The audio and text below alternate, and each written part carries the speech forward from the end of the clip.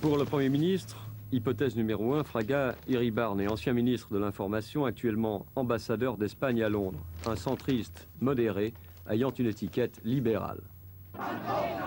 Hypothèse numéro 2, Arias Navarro, l'actuel Premier ministre, plus marqué à droite, qui aurait pour lui de détenir déjà certains leviers de l'appareil de l'État. Si.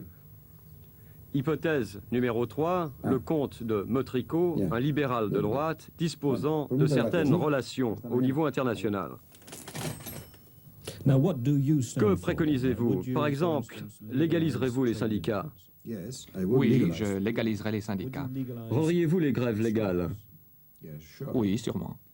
Restaureriez-vous la liberté de la presse? Oui, évidemment. Garantiriez-vous et tiendrez-vous les élections libres? Oui, bien sûr.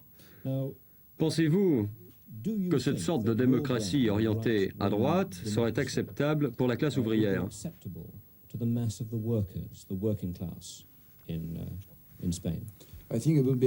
Je pense qu'elle serait acceptable si, dans le système que nous proposons, la droite n'avait pas le monopole du pouvoir pour toujours.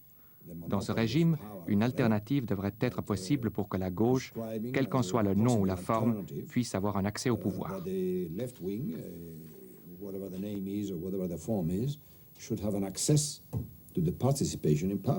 Que la grande majorité des Espagnols ont le désir de la présence de Don Juan Carlos le plus vite possible. Je ne crois pas qu'il pourrait durer longtemps s'il ne fait pas la transformation démocratique et s'il ne soumet pas sa propre légitimité à une consultation populaire. C'est possible. Longtemps? Je ne crois pas, car la base sociologique sur laquelle le régime reposerait ne serait pas suffisamment large. Les socialistes acceptent-ils la solution Juan Carlos? Par définition, le Parti socialiste est partisan de la République. Il a toujours combattu pour un régime républicain. Juan Carlos n'aurait pas seulement des difficultés à se faire admettre par l'opposition. Même au sein de la tendance monarchiste, il est fortement contesté. Son propre père, le comte de Bourbon, prétend lui aussi au trône d'Espagne.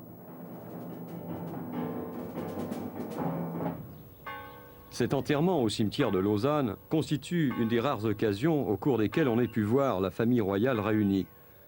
Le comte de Bourbon affiche des tendances démocratiques plus nettement affirmées que celles de son fils.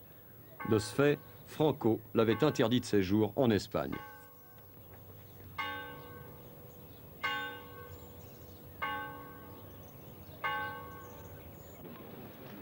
Puis la solution Juan Carlos provoque aussi des remous au sein de l'extrême droite, particulièrement dans la Phalange, le parti unique espagnol. Pour ces dignitaires sur lesquels Franco s'appuyait depuis la guerre civile, le prince constitue un danger de glissement vers un régime démocratique dont il continue à ne vouloir à aucun prix.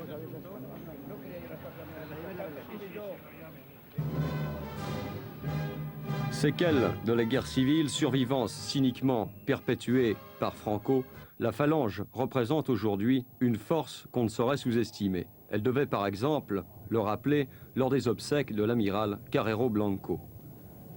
Les dirigeants de la Phalange ne perdaient pas une occasion d'exercer des pressions sur le pouvoir pour prévenir toute tentative de libéralisation, pour accentuer encore l'ampleur de la répression. Pour influencer le cours des événements, la Phalange disposait de l'appui de toute la camarilla qui entourait Franco. Un des dirigeants n'était autre que le propre gendre du caudillo.